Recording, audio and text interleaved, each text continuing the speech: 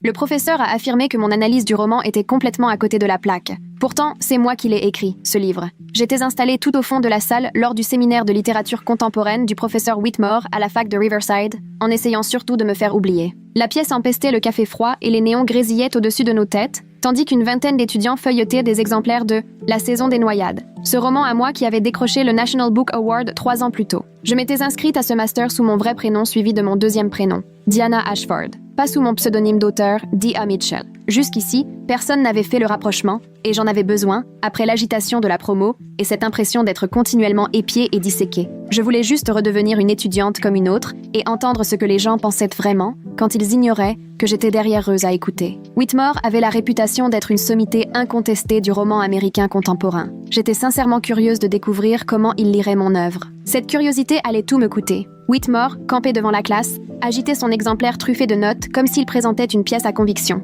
Ce que Mitchell ne saisit pas chez son propre personnage principal, c'est que l'obsession d'Eleanor pour la noyade n'a rien à voir avec un traumatisme. Il s'agit tout simplement d'un cas d'hystérie féminine. Il a lancé ça d'un ton si catégorique que plusieurs étudiants ont aussitôt opiné du chef et gribouillé dans leur carnet. Mon stylo s'est figé, stoppé net. J'avais passé 2 ans à inventer Eleanor, à ancrer sa peur de l'eau dans mon propre souvenir, d'une quasi-noyade à 12 ans. Chaque chapitre avait été pensé pour montrer à quel point un traumatisme bouleverse ta manière d'être au monde. Whitmore a repris, arpentant la salle, s'installant dans son monologue. Il est évident que l'autrice voulait utiliser ce motif comme métaphore de la fragilité féminine, de l'incapacité à dépasser des peurs absurdes. On frise l'interprétation freudienne de comptoir tellement c'est limpide. Une fille au premier rang a timidement suggéré que l'eau, peut-être, représentait la volonté d'Eleanor de se réapproprier sa vie. Whitmore a éclaté de rire, mais vraiment, et a répliqué « Ça, c'est du niveau L1, Melissa. On attend de vous une pensée plus fouillée ici. » J'ai fini par lever la main, lentement, le cœur battant à tout rompre, prête à être démasquée. Whitmore m'a lancé un regard poli, visiblement perplexe qu'une étudiante toujours effacée ose soudain intervenir. « Oui, Diana ?» J'ai pris sur moi de répondre avec calme. Et si cette obsession de la noyade s'expliquait par un trouble de stress post-traumatique, le texte parle clairement d'un accident qui a marqué Eleanor dans son enfance, au chapitre 4, et toutes ses réactions sont cohérentes avec un traumatisme, pas de l'hystérie. Sur le visage de Whitmore, l'intérêt a viré à la suffisance en moins de 2 secondes. Il a reposé le livre sur son bureau, bras croisés. C'est louable. Mais vous confondez la biographie du personnage avec l'intention littéraire de l'auteur. Mitchell a elle-même déclaré en interview que son roman explorait la condition humaine, pas un journal intime sur ses blessures. Il citait là un entretien qu'un magazine avait totalement déformé. J'y expliquais justement que le traumatisme faisait partie de la condition humaine, mais ils en avaient en fait un discours prétentieux et creux. Et si l'interview avait été mal retranscrite, j'ai insisté, essayant de rester dans un ton analytique. La structure du livre montre que chaque scène aquatique est reliée à des sensations précises, typiques d'un flash traumatique. Ce n'est pas de l'hystérie, c'est une représentation fidèle, presque clinique, du stress post-traumatique. Whitmore a littéralement levé les yeux au ciel avant de s'approcher de ma table, provoquant un raidissement général autour de moi. Diana, cela fait 2 ans que j'enseigne ce roman. J'ai écrit 3 articles sur les textes de Mitchell. Je l'ai interviewé à 2 reprises pour des revues savantes. Je pense être capable de saisir ses intentions mieux qu'une nouvelle étudiante qui découvre ce livre à peine. Le silence est tombé sur la classe. Mes joues brûlaient, je savais que je devais me taire, mais là j'ai craqué. Et si vous vous trompiez complètement sur ses intentions? J'ai vu sa mâchoire se tendre. Je ne me trompe pas. Mitchell est talentueuse, mais comme beaucoup d'auteurs débutantes, elle n'a pas encore digéré l'histoire du roman dont elle s'inspire. Ce n'est pas une attaque, c'est un fait. Le roman existe en dehors de ce que l'auteur croit vouloir dire. Ma camarade de gauche, Priya, s'est penchée pour me souffler. « Laisse, il fait toujours ça. » Mais moi, impossible de laisser couler. Cet homme déformait tout mon livre, réinterprétant mon travail minutieux sur le traumatisme comme une démonstration de faiblesse et d'hystérie féminine. Il utilisait précisément mon roman pour conforter les clichés contre lesquels je m'insurgeais. Whitmore est revenu devant le tableau, a projeté une diapositive. Penchons-nous sur le chapitre 12. Eleanor refuse de monter dans le bateau. Mitchell en fait des tonnes. C'est tellement dramatique qu'on frôle la caricature. Un auteur un peu subtil aurait su rester dans la nuance, faire confiance à l'intelligence du lecteur, éviter tout ce pathos. Il s'est mis à lire un extrait à haute voix, sur ce ton moqueur qui m'a glacé le sang. Ce chapitre, je l'avais repris 43 fois pour traduire au plus juste ce moment où la panique t'envahit, où ton propre corps t'échappe, où la honte te submerge parce que tu sais que c'est irrationnel, mais tu ne peux rien y faire. Après le cours, je suis restée plantée dans ma voiture sur le parking pendant 20 bonnes minutes, les doigts crispés sur le volant. J'ai fini par appeler mon agente, Beth, qui a décroché à la seconde. « Diana, alors, t'as rentré à la fac, ça donne quoi ?» Sa voix était chaleureuse et pleine d'entrain, sans se douter une seconde de la tempête que j'allais lui déballer. Je lui ai tout raconté, pêle-mêle, incapable de remettre mes idées en ordre, sur la façon dont Whitmore présentait mon livre, sa condescendance, et cette obsession grotesque pour l'hystérie féminine. Beth est restée silencieuse un long moment avant de me dire « Diana, ma chérie, voilà pourquoi je t'avais déconseillé de reprendre tes études sous un autre nom. Tu ne pourras jamais empêcher les gens de mal comprendre ton travail. » Au fond, je savais qu'elle avait raison, même si ça ne rendait pas la situation moins amère. Elle m'a suggéré soit de dévoiler ma véritable identité, soit de changer de groupe, mais l'une comme l'autre me paraissaient des aveux d'échec. J'avais payé mon inscription, décroché ma place dans ce programme, et il n'était pas question que l'ego de Whitmore me pousse à abandonner. Ce soir-là, je me suis assise à la table de la cuisine, éparpillant toutes mes notes manuscrites devant moi. J'avais tout conservé du processus d'écriture, description des personnages, recherche sur les effets du traumatisme, entretien avec des thérapeutes, sans oublier les pages de mon journal sur mon accident de noyade. J'ai pris en photo chaque page avec méthode, organisant un véritable dossier de preuves pour montrer que l'analyse de Whitmore était totalement à côté de la plaque. Mon chat Gatsby a sauté sur la table et renversé ma tasse de café, détrempant mes notes d'un liquide brun. J'ai saisi du sopalin pour éponger frénétiquement, regardant l'encre se dissoudre sur ces pages écrites 5 ans plus tôt. Une partie était irrécupérable. Heureusement, j'avais déjà tout photographié. J'ai aussitôt tout téléchargé dans un dossier sécurisé en ligne, baptisé Saison des naufrages, documentation de l'intention de l'auteur. J'ai ensuite allumé mon ordinateur pour rédiger un mail à la responsable du département, histoire de lui exposer la situation. J'ai écrit, effacé, recommencé, jusqu'à 4 fois, avant de refermer mon ordi, excédé. Comment prouver qu'on est l'auteur d'un texte sans passer pour une illuminée en mal de reconnaissance? Au cours suivant, Whitmore a annoncé qu'on travaillerait en groupe sur différents chapitres du livre. Il m'a attribué le chapitre 18, celui où Eleanor affronte enfin ses démons. Dans mon groupe, il y avait Priya, un garçon nommé Austin qui ne parlait quasiment jamais, et Kayla, pour qui chaque séance ressemblait à une répétition de conférence TED. On s'est retrouvés à la bibliothèque, installés à une table encerclée d'étagères, pour se répartir le travail. Kayla a tout de suite pris les choses en main. Je m'occupe de l'intro et de la conclusion. C'est vraiment mon domaine, la vue d'ensemble. Priya s'est proposée pour analyser la réception critique du chapitre. Austin a vaguement grommelé qu'il ferait les slides, ce qui me laissait l'analyse du texte. Parfait, c'est justement ce que je voulais. La semaine suivante, je l'ai passé à disséquer chacune de mes phrases, à noter chaque choix réfléchi, chaque clin d'œil au chapitre précédent, chaque métaphore soigneusement posée. J'ai produit une analyse d'une 15aine de pages qui, en gros, remettait en cause tout l'argumentaire de Whitmore, démontrant sa lecture fautive du texte. Lorsqu'on a réuni nos travaux, Kayla a lu mon analyse, l'air sceptique. C'est super, Diana, mais ça va à l'encontre de tout ce que le prof nous enseigne. Il va croire qu'on n'a rien suivi. D'un trait de surligneur, elle a commencé à repérer tous les passages contraires à l'approche de Whitmore, proposant qu'on atténue la critique et qu'on se conforme davantage à son cadre d'analyse. Je l'ai regardé barrer d'un coup rouge mes explications sur les réactions traumatiques d'Eleanor, ma démonstration précise du sens réel du texte. Priya m'a lancé un regard compatissant mais n'a rien dit. Austin était plongé dans son téléphone, totalement hors du coup. J'ai pris une grande inspiration et proposé. Et si Whitmore se trompait? Si on pouvait prouver, texte à l'appui, que l'auteur voulait dire tout autre chose? Kayla a éclaté de rire en fermant son ordi. Diana, sans vouloir te vexer, tu ne feras pas changer d'avis un prof qui a des bouquins entiers à son actif sur la question. Si tu veux une bonne note, il faut lui donner ce qu'il attend. Elle n'avait sans doute pas tort sur la note, mais il m'était impensable de trahir mon propre texte juste pour flatter Whitmore. Ce soir-là, je suis allée à la librairie, où j'avais fait ma toute première lecture pour la saison des naufrages, 4 ans plus tôt. Margaret, la patronne, avait été l'une de mes plus fidèles alliées. Elle transformait sa boutique en refuge pour les auteurs du coin. Je l'ai trouvée à l'arrière, en plein inventaire, entourée de piles de nouveautés. Quand je lui ai parlé de ce qui se passait à Riverside, elle m'a écoutée avec une attention bienveillante, puis a sorti de son tiroir un exemplaire tout écorné de mon roman. J'en ai vendu plus de 300, Diana. Je t'ai vu lire des passages, répondre à des questions sur Eleanor. Ce professeur n'y connaît visiblement rien. Elle a ouvert à une page marquée, me montrant des annotations multicolores laissées par un club de lecture l'année précédente. Leurs interprétations étaient de loin plus proches de ma véritable intention que tout ce que Whitmore avait pu inventer. Margaret a proposé d'écrire à l'université pour certifier mon identité, mais je n'étais pas encore prête à jouer cette carte. Il fallait d'abord que j'essaie, une fois encore, de me faire entendre par Whitmore, par la seule force des preuves du texte. L'exposé de groupe était prévu la semaine suivante. J'ai passé tout mon temps libre à peaufiner ma partie, à ajouter des citations de chercheurs sur le trauma qui valèrent les réactions d'Eleanor, à faire ressortir des motifs dont Whitmore n'avait pas tenu compte. Le matin de la présentation, je me suis réveillée à 5 heures, le cœur battant, impossible de me rendormir. J'ai préparé du café, répété mon texte encore et encore, cherchant à paraître solide, académique, sans donner l'impression d'être sur la défensive. Mon téléphone a vibré, un message de Beth. « Alors, comment tu te sens ?» J'ai juste répondu « C'est le grand jour », avec 3 émojis doigts croisés. Elle a répondu « N'oublie pas, tu n'as rien à prouver à qui que ce soit. Ton livre est incroyable, peu importe l'avis d'un professeur. Mais moi, j'avais besoin de le prouver, au moins à moi-même, de montrer que je savais défendre mon travail, sans sortir mon identité d'auteur comme Joker. Je voulais que mon analyse se suffise à elle-même, qu'elle soit assez rigoureuse pour forcer Whitmore à reconnaître son erreur. La présentation a alors commencé, sans accroc. Kayla a pris la parole en ouvrant avec une introduction millimétrée, reprenant tous les concepts favoris de Whitmore à propos de la distance de l'auteur et de la tradition littéraire. Priya a présenté la réception critique en sélectionnant habilement des avis qui confirmaient la lecture de Whitmore, mais en glissant aussi, mine de rien, quelques opinions divergentes. Puis mon tour est venu. J'ai lancé ma présentation, déroulé mon analyse point par point, soulignant que les réactions d'Eleanor face à l'eau reprenaient précisément les symptômes du stress post-traumatique et que la construction du récit reflétait volontairement la façon fragmentée dont les souvenirs traumatiques ressurgissent. Je voyais Whitmore changer d'expression à mesure que j'avançais, les bras de plus en plus croisés, la mâchoire qui se durcissait nettement. Quand j'ai terminé, un silence pesant s'est abattu sur la salle. Kayla a tenté d'enchaîner rapidement sur la partie d'Austin, mais Whitmore a levé la main. « Attendez, Diana, vous êtes en train de me dire que j'enseigne ce roman n'importe comment depuis 2 ans ?» Son ton était glacial et tout le monde retenait sa respiration. J'ai soutenu son regard et, aussi calmement que possible, j'ai répondu. Je propose simplement qu'on trouve dans le texte matière à autre chose,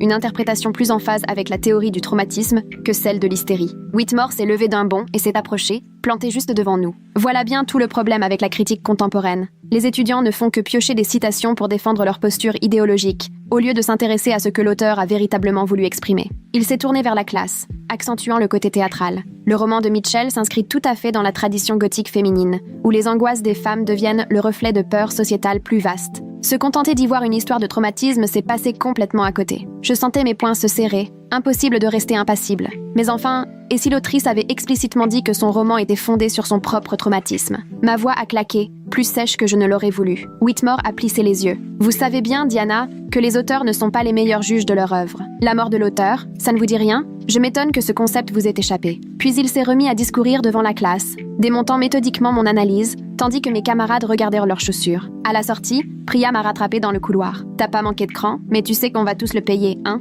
Elle n'était pas fâchée, juste fataliste, comme si contester Whitmore n'avait jamais pu mener ailleurs. Austin a filé devant, évitant notre regard, visiblement agacé d'avoir vu notre présentation tourner à l'affrontement. Kayla, elle, est venue me glisser. Je t'avais prévenu, Diana. Maintenant, on va tous trinquer. Et elle n'avait pas complètement tort. 2 jours après, la note du groupe est tombée en ligne, 10 sur 20. Commentaire. Exposé prometteur, mais qui n'a pas vraiment su entrer dans la complexité du texte, se contentant d'une lecture psychologisante trop réductrice, au détriment de la richesse littéraire de Mitchell. Je suis restée plantée devant mon écran, à la fois furieuse et, d'une certaine manière, confortée. Mais c'est la colère qui l'a emportée. J'ai ouvert un nouveau document pour écrire à Whitmore et demander un rendez-vous pendant ses heures de permanence. Puisqu'il voulait parler d'analyse approfondie, il allait être servi. Son bureau était exactement tel qu'on pouvait l'imaginer. Des rayonnages croulant sous les livres, un énorme bureau de bois recouvert de paperasse, une fenêtre donnant sur la cour de la fac. Il m'a fait signe de m'asseoir en face de lui, en s'installant dans son grand fauteuil de cuir, tel un juge prêt à rendre son verdict. Diana, j'apprécie ton enthousiasme,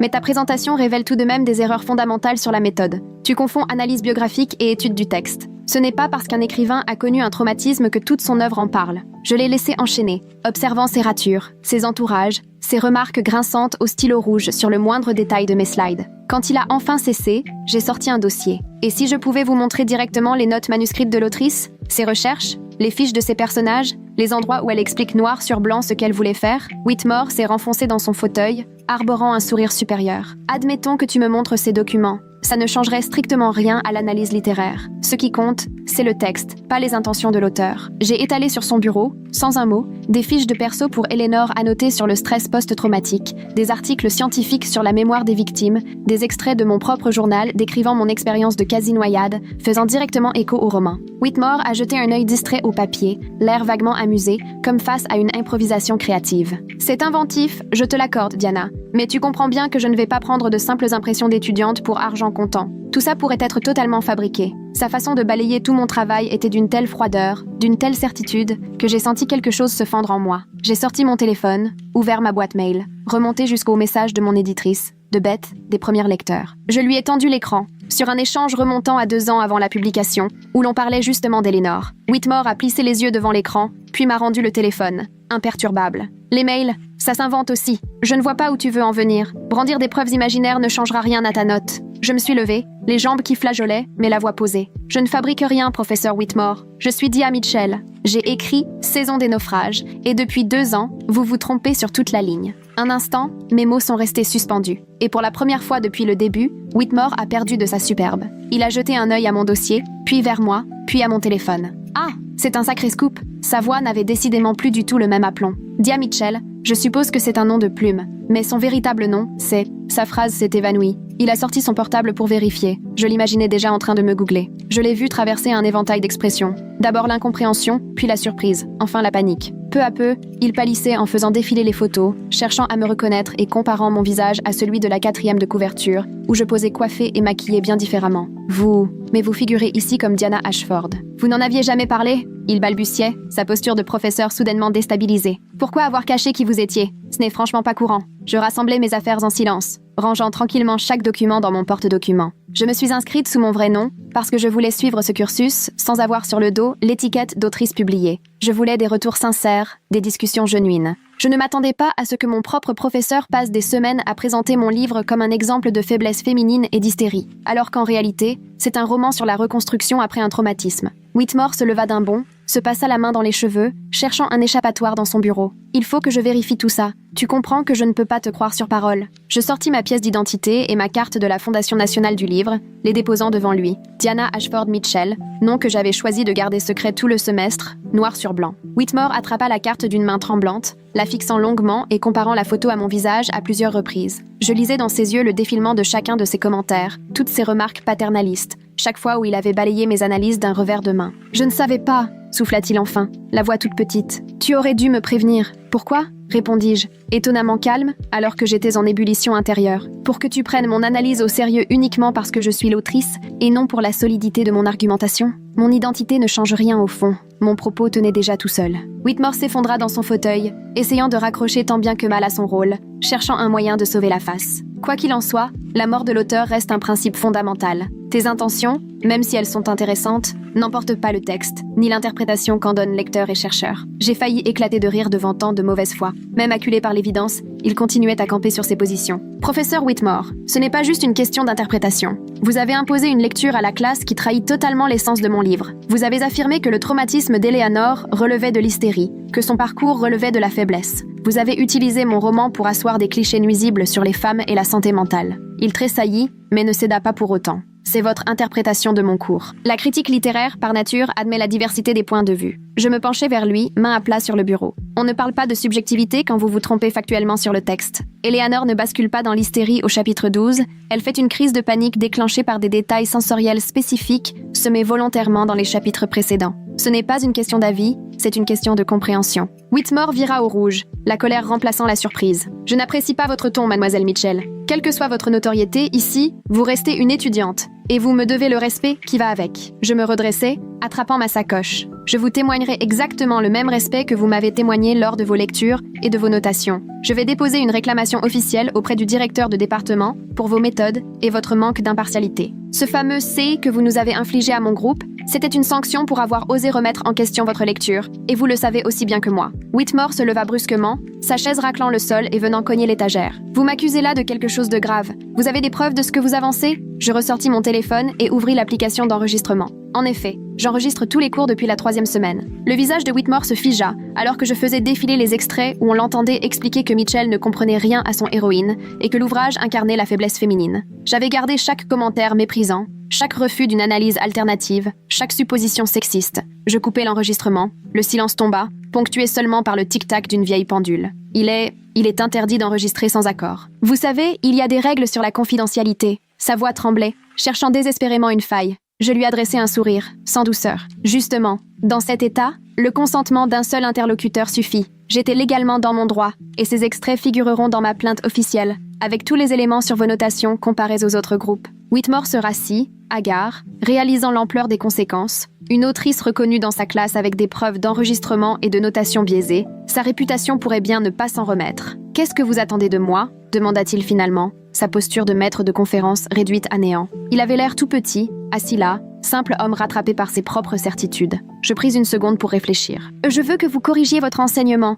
que vous présentiez des excuses à la classe pour avoir déformé le livre, que la note de notre groupe soit réévaluée par un autre enseignant et que vous réalisiez une bonne fois pour toutes qu'on ne brandit pas la mort de l'auteur pour justifier n'importe quoi. Whitmore voulut répondre, mais je l'interrompis d'un geste de la main. Sinon, je rends tout public. J'écrirai un article relatant comment l'un des professeurs de littérature les plus influents du pays a enseigné pendant 2 ans mon roman primé comme vitrine de l'hystérie féminine. Imaginez l'écho que ça aurait aujourd'hui dans le monde universitaire. Il crispa la mâchoire, puis se résigna d'un hochement de tête. Je vais avoir besoin de temps pour revoir mes cours, pour reconsidérer mon interprétation, maintenant que j'ai connaissance de ces nouveaux éléments. Dans son hésitation, il était évident qu'il ne reconnaissait pas vraiment s'être trompé, mais plutôt s'être fait démasquer. Je quittai son bureau sans un mot de plus et montai directement au secrétariat du doyen, au 3e étage. Le docteur Patricia Okonkwo était assise à son bureau, grignotant une salade tout en épluchant d'épais rapports budgétaires. Elle releva la tête quand j'ai frappé, son visage se fermant d'inquiétude en voyant le mien. « Mademoiselle Ashford, tout va bien ?» Je suis entrée et ai refermé la porte derrière moi. En réalité, c'est Mitchell,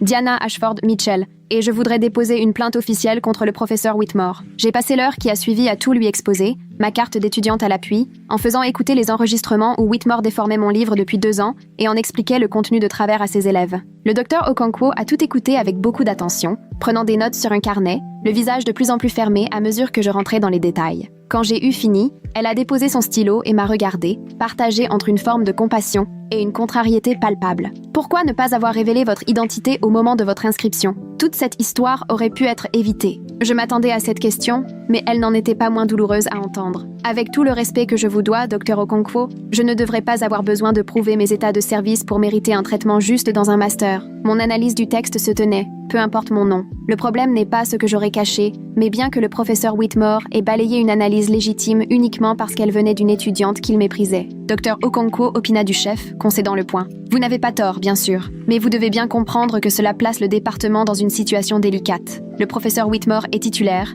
il publie énormément, sa réputation est solide. Ses accusations, elle n'alla pas plus loin, mais je sentais déjà qu'elle cherchait à mesurer les conséquences. J'ai alors sorti mon téléphone et lui ai fait écouter un passage où Whitmore se moquait en classe d'une interprétation d'un étudiant, la traitant presque avec dédain, avant de rire à l'idée que l'héroïne puisse reprendre la main. Il ne se contente pas de travestir mon œuvre. Il instaure un climat toxique pour tous ceux qui osent lui tenir tête. Combien d'étudiants a-t-il humilié de la sorte ? Combien d'avis valables a-t-il rejeté parce qu'il n'entrait pas dans sa lecture? En écoutant, le visage de Dr Okonkwo s'était durci. Je vais devoir conserver ces extraits pour l'enquête. Et il me faudra une déclaration écrite, aussi détaillée que possible, avec toutes les dates. Elle a sorti un formulaire qu'elle m'a tendu. Sachez que je prends tout cela très au sérieux. La liberté universitaire compte, mais l'intégrité compte tout autant. Si le professeur Whitmore a effectivement faussé l'approche des textes, tout en sanctionnant les étudiants qui n'étaient pas d'accord avec lui, c'est grave. Elle marqua un temps avant de poursuivre. Mais je dois vous prévenir, déposer cette plainte rendra sûrement votre identité publique. Le département entier, voire la presse, saura que vous êtes D.A. Mitchell,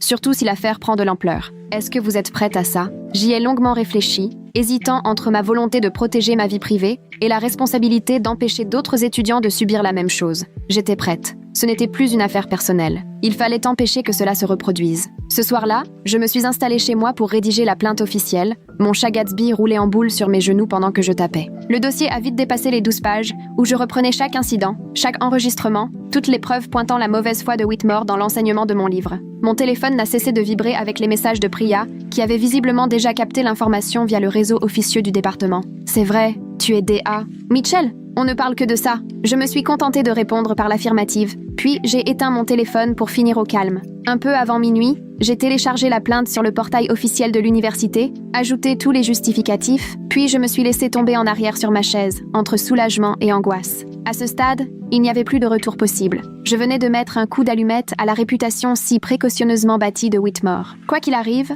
rien ne serait plus comme avant. Mais au moins j'avais agi, au moins j'avais pris la défense de mon travail et de tous les étudiants mis sous silence ou ridiculisés dans cette salle de classe. Dès le lendemain matin, mon téléphone n'a plus cessé d'afficher des notifications. Quelqu'un avait déjà vendu la mèche au journal du campus et, à midi, tout Twitter littéraire était en pleine effervescence. Une lauréate du National Book Award infiltrée en master, son professeur massacre son roman depuis 2 ans. Le titre a fait le tour du web. Beth m'a appelé 7 fois avant que je daigne décrocher. Et quand j'ai enfin répondu, elle riait tellement qu'elle avait du mal à parler. Diana, c'est invraisemblable. On ne pourrait pas rêver d'une meilleure pub pour un livre, même en y mettant le prix. Tu as vu comme tout le monde se rue sur la saison des noyés, juste pour comprendre de quoi il retourne? Je n'avais même pas pensé à l'aspect promotionnel, trop concentré sur la question de principe.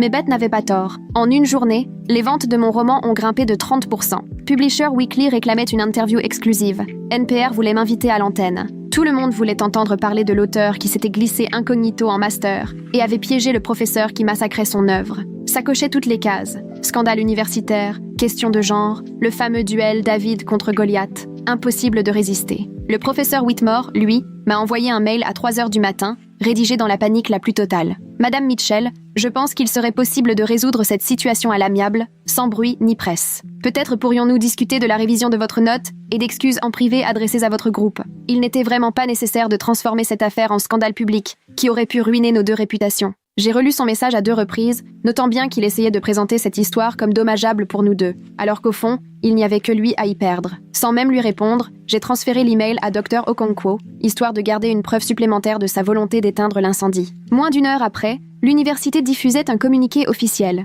Une enquête venait d'être ouverte, et le professeur Whitmore était suspendu à titre conservatoire en attendant les conclusions. Apparemment, le standard du département d'anglais explosait. Étudiants, anciens élèves, journalistes, tout le monde cherchait à en savoir plus. Plusieurs étudiants, encouragés par l'affaire, ont pris la parole à leur tour, expliquant comment Whitmore avait systématiquement rejeté leurs interprétations et les avait sanctionnés par des notes injustes, simplement parce qu'ils ne pensaient pas comme lui. Très vite, ce n'était plus seulement mon dossier. On commençait à creuser bien au-delà de ma plainte initiale. Ses méthodes d'enseignement et ses critères de notation étaient désormais remis en cause. 3 jours plus tard, j'étais invitée pour ma toute première interview à NPR, dans le studio local, casque sur les oreilles, face à une animatrice qui m'interrogeait sur la fameuse « mort de l'auteur » et sur le rôle que l'écrivain doit laisser à ses lecteurs. J'ai tenté de clarifier les choses. Ce n'était même plus un débat sur l'intention de l'auteur ou la liberté du lectorat, mais un problème bien plus grave de transmission d'informations incorrectes et d'instauration d'un climat délétère pour les étudiants. Si le professeur Whitmore s'était limité à proposer sa propre lecture, à la rigueur, pourquoi pas?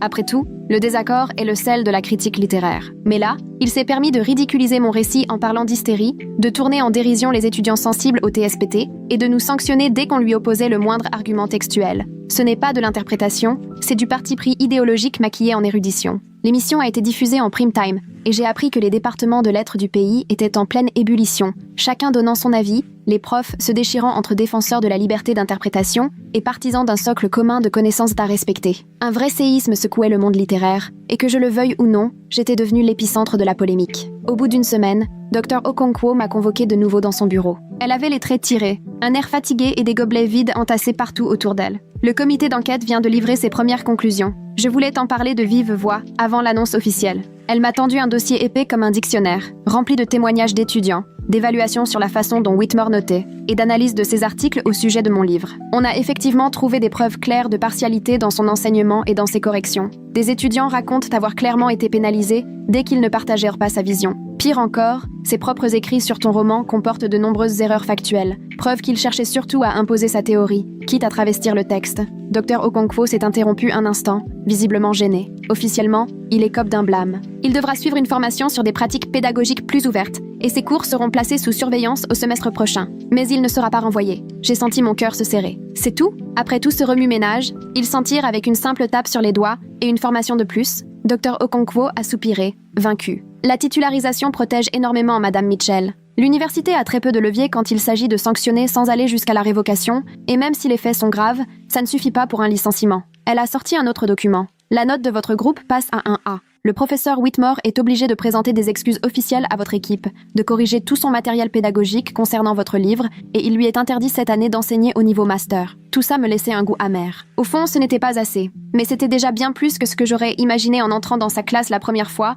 quand je l'ai entendu qualifier mon héroïne d'hystérique. Dr. Okonkwo s'est penché vers moi, adoptant un ton chaleureux. Ce que tu as fait a déjà permis de faire bouger les choses au département. On met en place de nouvelles procédures pour récolter les retours étudiants. On crée des canaux anonymes pour signaler d'éventuels abus, et on revoit notre programme pour garantir une vraie diversité de points de vue. Il en fallait, du courage, pour porter plainte, mais ça n'a pas été vain. J'aurais voulu ressentir un sentiment de victoire ou au moins de soulagement, mais à dire vrai, j'étais simplement épuisée. Le semestre s'est terminé dans une drôle d'ambiance, quelque part entre la victoire et le surmenage. J'ai validé mes autres cours avec de bonnes notes, mais tout le reste passait au second plan. L'affaire Whitmore avait englouti mon année. Des étudiants que je ne connaissais même pas m'accostaient dans les couloirs pour me raconter leurs propres histoires de profs toxiques ou pour débattre sur la mort de l'auteur. Certains me voyaient comme une héroïne, d'autres me lançaient des regards de travers, comme si j'avais trahi une règle sacrée en exposant cette affaire. Le département de lettres a organisé une petite réception pour moi, une marque de reconnaissance un peu forcée, sans vraiment vouloir donner l'impression de célébrer la chute d'un collègue. Whitmore, évidemment,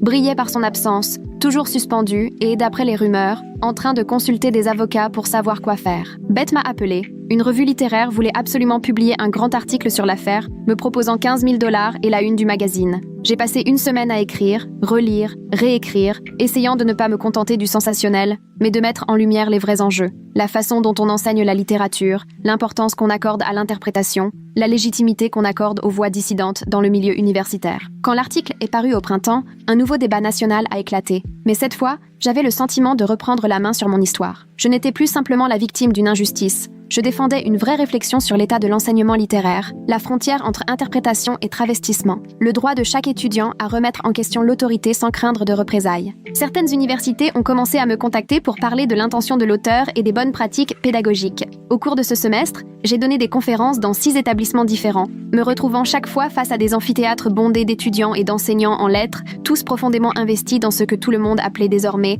l'affaire Mitchell. Certains prenaient le parti de Whitmore, considérant que je voulais imposer une seule manière de lire mon œuvre. D'autres, au contraire, partagèrent mon point de vue. Il ne s'agissait ni de censure, ni d'autoritarisme, mais de fidélité au texte et d'éthique intellectuelle. Ces débats étaient souvent vifs, parfois tendus, mais c'était précisément le remue-ménage dont les départements de lettres avaient besoin. En avril, j'ai reçu un email inattendu du professeur Whitmore. « Chère Madame Mitchell, j'espère que ce message vous arrive en bonne santé. Je tenais à vous écrire personnellement, maintenant que le temps a un peu apaisé les esprits. J'ai pris plusieurs mois pour revoir mes cours, et je dois reconnaître avoir réfléchi à ma manière d'aborder votre roman. Même si je reste attachée à l'idée que la mort de l'auteur a sa place dans la critique, je reconnais m'être laissée emporter par la théorie, au point d'oublier ce que disait réellement le texte. Vous aviez raison. La souffrance d'Eleanor est explicitement développée tout au long du livre. J'ai eu tort de balayer votre lecture et, surtout, de juger aussi sévèrement le travail de votre équipe. Ce n'est pas évident à admettre, surtout pour quelqu'un qui a bâti sa carrière en étant certain de ses analyses. Mais la recherche demande de la rigueur et de l'honnêteté intellectuelle,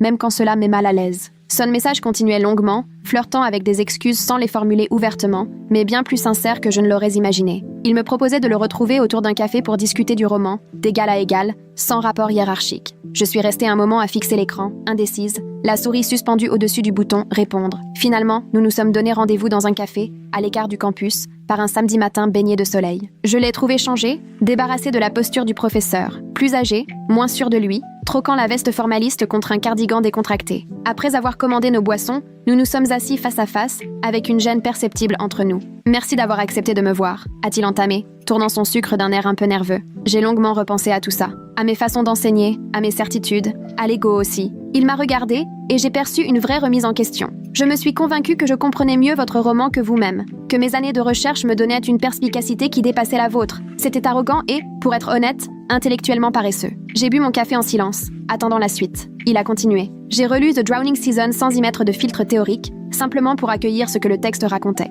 Vous aviez raison sur la construction du traumatisme. Elle parcourt tout le récit, précise et nette, presque chirurgicale. Je l'ai ignorée parce que je cherchais quelque chose de plus ambigu, de plus littéraire, alors que la vérité était sous mes yeux. Nous avons parlé pendant 2 heures, échangeant enfin comme j'aurais aimé le faire pendant tout le semestre. Il m'a posé des questions sur ma façon d'écrire, m'a vraiment écouté, m'a aussi confié comment son propre regard avait évolué. Il a même reconnu que ses articles publiés sur mon roman appelaient moi des corrections, et il envisageait un texte rectificatif. Ça doit servir de leçon, pas seulement à mes étudiants, mais à mes collègues aussi. On s'enferme tellement dans nos grilles de lecture qu'on en oublie d'écouter le texte. Ce n'était pas une réconciliation totale. Il lui faudrait changer sa manière d'enseigner, regagner la confiance de ses étudiants. Mais c'était un vrai début, une volonté sincère de tirer un enseignement de ses erreurs au lieu de préserver son image. Avant de partir, il m'a serré la main et a dit « Votre roman méritait mieux de ma part. Merci de m'avoir demandé des comptes, même si j'ai tout fait pour vous l'empêcher. » Sur le chemin du retour, j'ai senti en moi un changement, pas tout à fait du pardon, mais une forme de compréhension. Le progrès ne suit jamais une ligne droite ni la vitesse qu'on voudrait lui donner. Plus tard, l'université m'a invité à prononcer la conférence d'ouverture de son cycle Grands invités à l'automne. Je me suis avancée devant un amphi rempli face à des étudiants, des enseignants et des membres du public venus écouter ce parcours. J'ai parlé de la saison des noyades, du chemin d'Elénore à travers le traumatisme, de l'importance de représenter avec justesse la santé mentale dans la littérature. Mais j'ai aussi partagé la leçon tirée de mon expérience avec Whitmore, l'humilité, la ligne de crête entre interpréter et déformer, l'importance de créer des espaces de dialogue où la contradiction est récompensée aussi longtemps qu'on s'appuie sur la rigueur des faits. Les auteurs ne choisissent pas comment leurs œuvres seront reçues, ai-je expliqué, mais les lecteurs et chercheurs ont le devoir d'entrer en dialogue honnête avec ce qui est dans le texte avant de bâtir leur théorie. Il faut trouver une position d'équilibre entre respect de l'intention de l'auteur et ouverture à la pluralité des lectures. Cet équilibre demande sincérité intellectuelle, attention au texte et la capacité à accepter qu'on se soit trompé. La séance de questions s'est prolongée bien au-delà du temps imparti, les étudiants abordant sans détour des sujets sur l'écriture, l'enseignement, la gestion des conflits à l'université. Après la conférence, une jeune femme est venue à ma rencontre, un exemplaire serré contre elle de la saison des noyés, visiblement nerveuse. « Mademoiselle Mitchell, je tenais simplement à vous remercier. J'étais dans le cours du professeur Whitmore l'an dernier, j'étais en désaccord avec son interprétation, mais je n'ai pas osé m'exprimer. Voir ce que vous avez fait m'a montré qu'on n'est pas obligé de prendre pour parole d'évangile ce que disent les figures d'autorité. Elle m'a demandé une dédicace et, pendant que je signais son livre, elle m'a confié qu'elle écrivait elle-même un roman sur la survie à l'anxiété. J'avais peur qu'évoquer la santé mentale soit perçu comme une marque de faiblesse ou une preuve de sensibilité excessive, mais votre livre m'a montré à quel point cela pouvait être fort et littéraire. Nous avons échangé quelques minutes sur son projet et je lui ai donné mon adresse mail, au cas où elle voudrait un retour sur son manuscrit. Alors qu'elle s'éloignait, j'ai compris pourquoi toute cette histoire avait tellement compté pour moi. Il ne s'agissait plus seulement de rectifier l'interprétation d'un professeur, mais de prouver à d'autres étudiants, à d'autres auteurs, que leur vécu et leur point de vue avaient toute leur légitimité et méritèrent d'être défendus. 6 mois plus tard, j'ai soutenu mon mémoire de master sur la représentation du traumatisme contemporain dans la littérature américaine. La soutenance s'est passée sans accroc, devant un jury qui a pris le temps d'engager une vraie discussion sur mes arguments, plutôt que de les évacuer d'emblée. Le professeur Whitmore n'en faisait pas partie. Nous avions convenu tous les deux que ce serait déplacé vu notre histoire. Mais il est venu assister à la partie publique de la soutenance, et il m'a posé une question très pertinente sur le lien entre expérience personnelle et construction littéraire. Une fois la validation obtenue, il m'a félicité dans le couloir et m'a confié que notre confrontation avait bouleversé sa manière d'enseigner. « Je vais à nouveau proposer votre livre à mes étudiants le semestre prochain », m'a-t-il dit. Mais cette fois, j'aborderai d'emblée la question du traumatisme, et je m'en servirai pour ouvrir le débat sur le respect de l'intention de l'auteur, tout en valorisant la richesse des interprétations. J'invite aussi des spécialistes de la psychologie du traumatisme pour apporter un éclairage complémentaire. Cela m'a fait tout drôle de l'entendre parler d'enseigner mon livre correctement, après tout ce qui s'était passé, mais j'ai trouvé gratifiant de savoir que les prochaines générations d'étudiants bénéficieraient d'une lecture plus juste, plus respectueuse du parcours d'Eleanor. Une semaine après la remise de mon diplôme, mon agent m'a appelé avec une nouvelle qui m'a prise de court. « Diana, tes ventes ont triplé depuis que tout cela a fait du bruit. La saison des noyés va être réimprimée en édition spéciale, et ton éditeur voudrait savoir où en est ton prochain manuscrit. » J'avais été tellement happée par ces mois de tempête universitaire que je n'avais presque rien écrit de neuf. Mais ce soir-là, assise à mon bureau devant une page blanche, j'ai enfin senti revenir les mots. Ce nouveau roman serait différent, nourri de tout ce que j'avais appris sur l'importance de défendre ses idées et sa création, sur la difficulté du changement et sur le fait que les batailles qui comptent vraiment sont souvent celles qu'on n'a pas prévues. J'ai écrit une première phrase, puis une deuxième, et bientôt, j'avais rempli 5 pages d'une nouvelle histoire en devenir. Cette fois, je raconterai l'histoire d'une musicienne qui découvre que son professeur s'approprie ses compositions, et j'y mêlerai les thèmes de la légitimité artistique, des rapports entre femmes et hommes dans les milieux créatifs, et la quête de sa propre voix face à des systèmes qui veulent la faire taire. Mon affrontement avec le professeur Whitmore revient régulièrement lors d'interviews ou de tables rondes. On me demande si j'ai regretté d'avoir tout rendu public, si j'aurais préféré faire autrement, si j'ai été trop virulente ou pas assez. Ma réponse ne change pas. J'ai fait ce qu'il fallait pour défendre mon travail et aussi protéger les autres étudiants de cette formation. Est-ce que cela aurait pu se régler discrètement? Peut-être. Mais les discussions à huis clos, feutrées, ne révolutionnent jamais vraiment un système. Ça ne débouche pas sur de nouvelles politiques, ni sur des pédagogies repensées, ni sur des professeurs prêts à remettre en question leurs pratiques. Parfois, il faut du bruit pour que les lignes bougent, même si cela dérange, même si cela crée du chaos, même si l'on y risque sa réputation. Avec le recul, je suis fière de l'étudiante pétrifiée qui avait osé lever la main, ce jour-là, pour contester un professeur en place. Fière d'avoir tenu bon, alors qu'il aurait été si simple de quitter le cours discrètement. Et fière de l'autrice que je suis devenue, qui a compris que défendre son travail est avant tout une question d'intégrité, et non d'ego. Si tu es encore là, c'est que tu fais vraiment partie des fidèles. N'hésite pas à liker et à t'abonner pour suivre la suite.